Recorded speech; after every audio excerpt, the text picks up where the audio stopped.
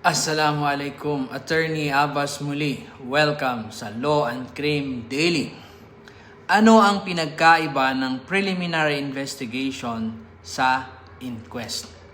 Ang preliminary investigation ay isang paunang proseso kung saan sinusuri kung may sapat na batayan upang kasuhan ang isang tao sa korte.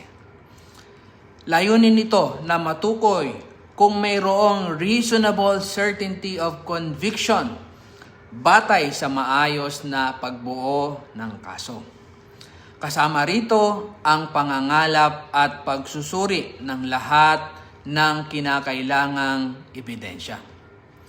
Sa pamamagitan ng prosesong ito, tinitiyak na ang mga kasong may matibay lamang na ebidensya ang dinadala sa paglilitis upang maiwasan ang pagdami ng mga kasong mahihina o walang sapat na batayan sa mga korte.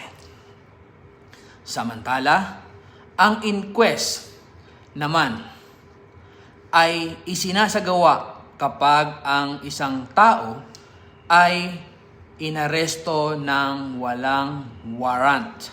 Sa ganitong sitwasyon, agad na sinusuri ng piskal ang mga pangyayari sa pag-aresto at ang mga ebidensyang available upang matukoy kung may sapat na dahilan upang ituloy ang pagkakakulong at pagsasampa ng kaso, o kung kinakailangang palayain ang inaresto.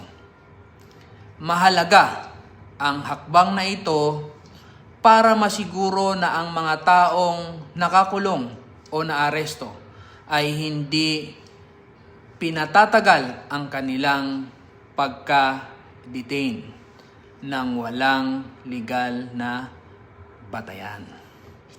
May natutunan ka naman ba ngayong araw? I-like, i-follow at i-comment ang inyong tanong.